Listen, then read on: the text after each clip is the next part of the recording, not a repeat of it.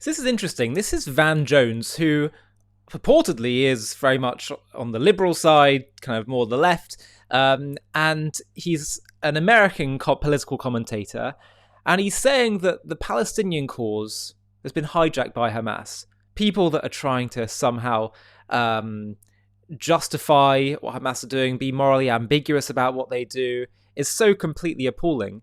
Let's have a look at what he says, and then I'll unpick and react to what he said, because unfortunately, I think it's worse than the way he describes it. But have a watch. Supporting the wrong people.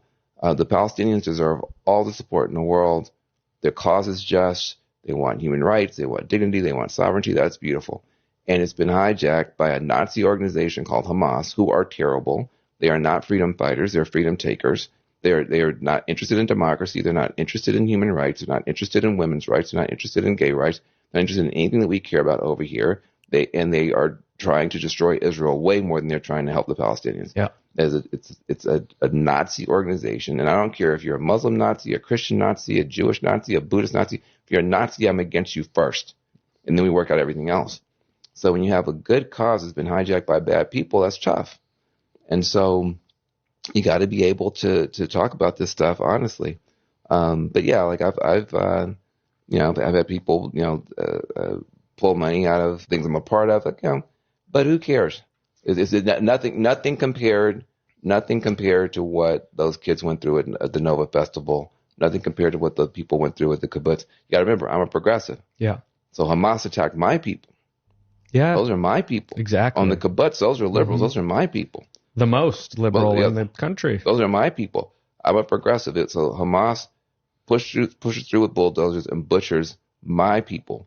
Progressive, liberal, peace-loving, social justice people were murdered and butchered. And then you have these idiots over here talking about, oh, these were Nazi, Zionist colonizer, blah, blah, blah, blah. And I'm like, guys, you don't know anything about anything. You sound like idiots. And the only reason that you can get away with it is because there's just not that many Jewish people to fight back. That's exactly right. Look, it's great to hear that Van Jones is more level-headed than many others in progressive circles when it comes to Israel. And I really want to pick up on what he said, where he said that, you have the cause, the Palestinian cause is legitimate, wanting, dignity, human rights, sovereignty, self-determination, all those things. Here's the problem. He's getting closer to the truth than people who are just vehemently anti-Israel and side with Hamas. But he's not quite there yet. Which is that even people who are in the pro-Israel camp, people like me, will agree that the value of dignity and human rights and self-determination, I agree on. I absolutely agree with that. But the question is that what the Palestinian cause is about? He's saying the Palestinian cause is about those things. And it's just Hamas that have been hijacking it. Unfortunately, Mr. Jones, I'm afraid to say that it's not just Hamas. The Palestinian cause, from its inception basically, has never really been about human rights and self-determination. I can prove that to you. First of all, before we wind back into history a little bit, let's understand that, you say it's Hamas versus the rest of the Arabs living in Gaza and the West Bank, Judea and Samaria.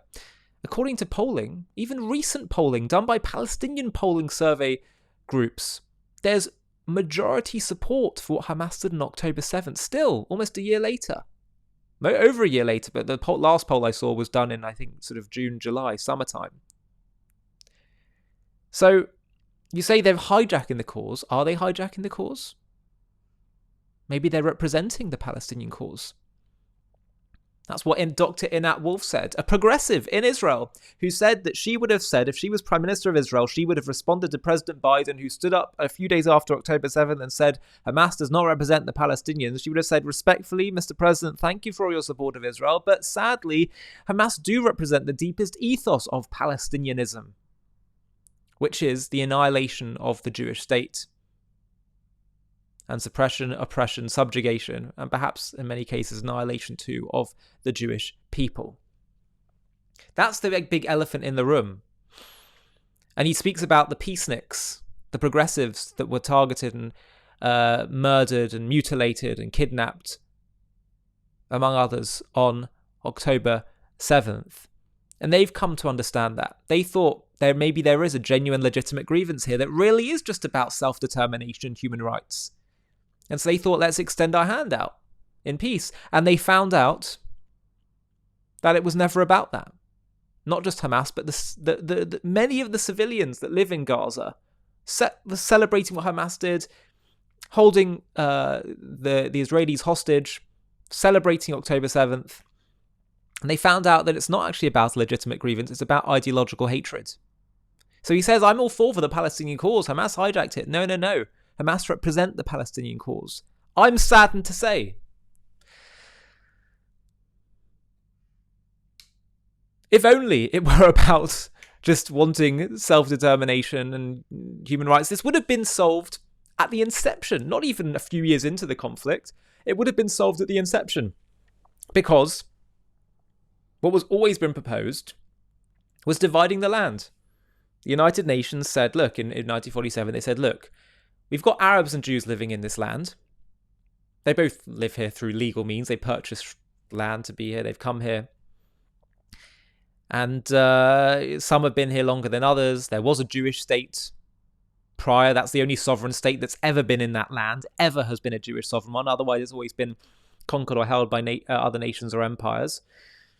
There's always been a Jewish presence there. There was an Arab presence since the Islamic conquest in the 7th century. But fine, they're both living there, so let's split the land. Basically 50-50. And we'll have a Jewish state and an Arab state. And the Jews said fine. And the Arabs said no. Why did they say no? The whole thing's ours, they'd say. Really? The whole thing's yours? On what grounds? There's always been a Jewish presence, and well, there's been a Jewish presence for far longer than an Arab presence. And maybe Arabs, there was, also had a population there for many, many centuries, fine. But to say you have a stronger claim that there shouldn't be any Jewish state at all, I'm sorry, there at the very least, you would say there are competing claims here. And so the fact that they didn't want the Jews to have a state was based on an ideological principle. Arabs have 100 times the amount of land that Jews do, and Arabs would have been able to live inside a Jewish state. And the hope was Jews would be able to live in an Arab state. But they didn't want that. They didn't want that. The plan would have been that they would have annihilated the Jewish state, God forbid, in 48, and there wouldn't be a free Palestine. Jordan would have a chunk of the land, Egypt would have a chunk, Lebanon would have a chunk, Syria would have a chunk of the land. No free Palestine. That proves that it's not about self-determination. Not about a nationalist cause. The same between 48 to 67. Egypt controlled Gaza, Jordan controlled the West Bank, Judea and Samaria. There was no big uprising against Egypt or Jordan saying we want our free Palestine and self-determination here. No, that's when they devised the plan of Palestinian self-determination and nationalism and a flag to go and attack the Jewish state, but not rebel against Egypt and Jordan. That proves it. It proves that the cause, from its inception, from the pro-Nazi first Palestinian leader, the Grand Mufti Hajamin al-Husseini, may his name be erased, when he supported, even before Israel began. See, this is the problem. People like, progressives like Van Jones get the chicken and the egg the wrong way around. They think chicken is Israel aggression, egg is Palestinian resistance. It's been the other way around. The chicken is Arab anti-Semitism, and the egg is Jewish people resisting and fighting back and defending themselves. So I'm afraid to say that Jews absolutely, and the pro-Israel community, want to see every human being treated with dignity and respect, and if they had a genuine case for national self-determination, there'd be a discussion to be had, as Israel has done so on 5 separate occasions, offered to agree to a state, but they've come for the Palestinians. They've realised, though, that it's not about that. It's not about self-determination or human rights or all these things that Van Jones purports the cause to be about. Because if it was, this would have been settled a long time ago. And that's the thing that many on the progressive side in Israel are waking up to now. And they're realizing that the whole Palestinian cause is a giant lie from start to finish.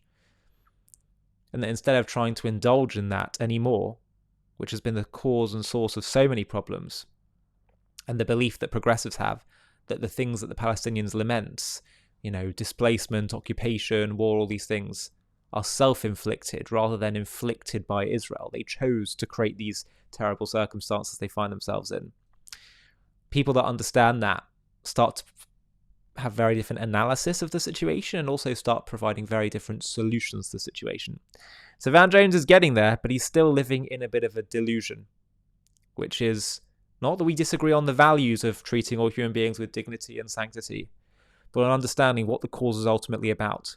If it's not about legitimate grievance, but it's actually about ideological hatred, then that means, number one, you have to put the supposed legitimate grievance to one side because it's not actually true, and instead deal with the issue, which is, if you've got ideological hatred, first thing is Israel has to protect herself and do what she needs to do to protect herself. The second thing Israel needs to do is to understand that actually, given that it's based on a lie, the entirety of the land, from the river to the sea, both from a legal standpoint, historical standpoint, religious standpoint, and quality of life standpoint, should go to the Jewish people, should go to Israel. You start from there, and then you can deal with also the issues of de-radicalization. And also, quite frankly, we see how Arabs fare under Israeli sovereignty.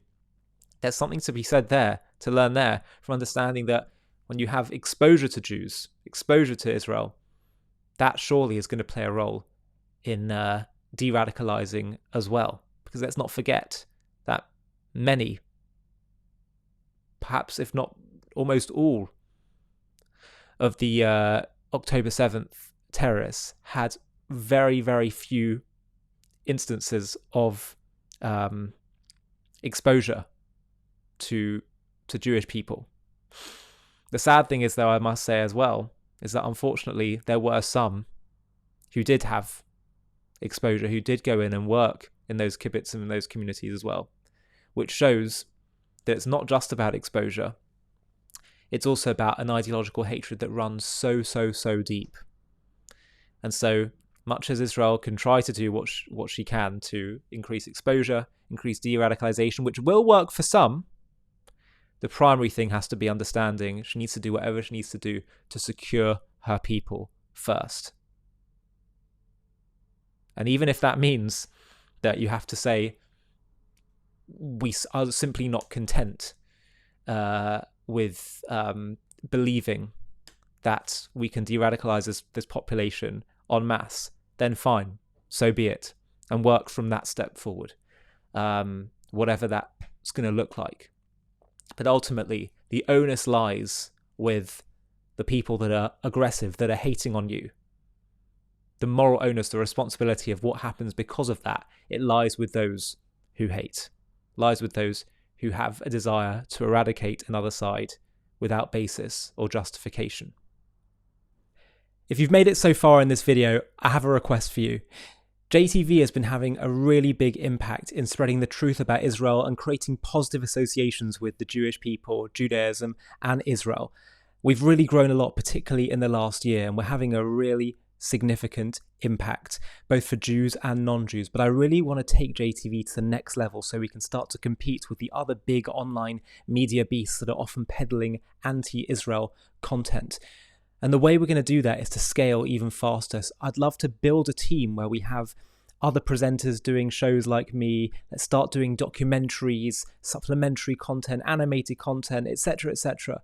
And to do that, I'd like to build a bit of a team. So what we're going to do is we're going to do one fundraising day, just one, where we try and build up some funding in order to fund such a team. Now, to do that, it's going to obviously require people to get involved.